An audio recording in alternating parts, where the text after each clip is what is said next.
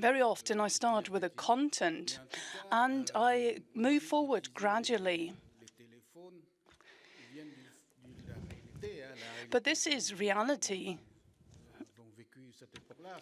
The reality we've seen since Donald Trump, who governed with telephone via tweets, or he used short text messages, a link. He decided the future of the world by means of his mobile telephone. And I wanted to explore the universe of TikTok and Instagram.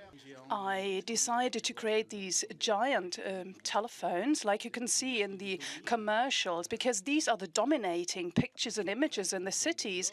They kind of give us orders. They overwhelm us. And it was bit by bit that I started with my approach. But at the same time, there are also cinematographic references to be found. And these are things which are very topical. So I went back to the era of Vertov, Fritz Lang as well. I went back to the era of all these great filmmakers who were modern filmmakers who already described the universe of labor and work and propaganda. And they were talking about what is the image, the domination of Eisenstein. So it goes back to the Frères Lumière, where we've got the images, the pictures of Méliès, the Frères Lumière, and the first images of animals decomposed, etc.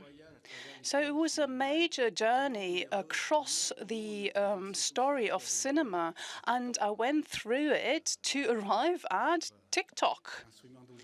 And our tools of today, that is the images we are using today, TikTok, tweets, etc. And it is quite interesting to create these images and to think about our times as well. That is, the times we're living in at the moment. Or, well, how can I put it? The times today where democracy is really fragile, more fragile than ever before. And I was wondering about the role of cinema in these times. What do we do? What should we do? It's not that cinema can solve problems. Cinema exists, simply and purely, but you need to work. This poetry exists. You must not remain within the framework of formalities or rules or ideas which are too narrow. To this end, you need to kind of depart and have this desire for freedom. And if you can feel this freedom, you can understand reality and the reality you live in. Like in your region, in my region where I come from, we are going backwards now in quite a few countries and have been going backwards for quite some years. And this freedom is also an imaginary freedom, but it means to be free. Things become like a material. You saw the figurines, the little characters in the film. It's things that you create by hand. They are being born in the hands, although it's virtual, it's cinema. But it is important that this remains a material in your hands. And the camera is with you. Editing is important. It is part of your dreams as well. And in this very moment, I believe that this means that a new form is possible. Everybody can have opinions on politics, on films, on everything. And everybody believes to be free.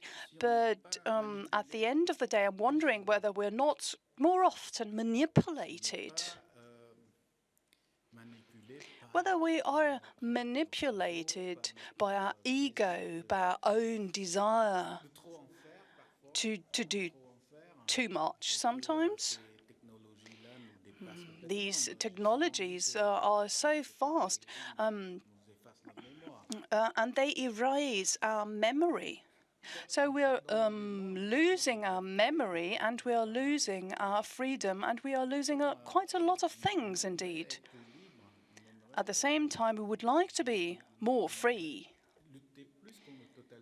and to fight more against totalitarianism.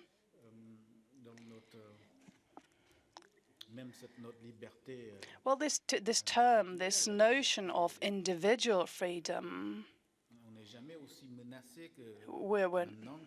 we've never been as threatened in that, like in the past we weren't. Might sound a little bit stupid what I'm saying, but actually cinema is a little bit stupid. You've got images and you try to tinker them together somehow. It's nothing really serious. You need to be serious and not serious at the same time.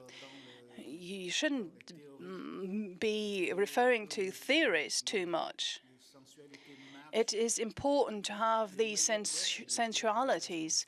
The best poets are the ones who do it like this. Those who are able to, to be like a little child. And I like this type of artists. I adore them. They are getting older, but they know how to remain children.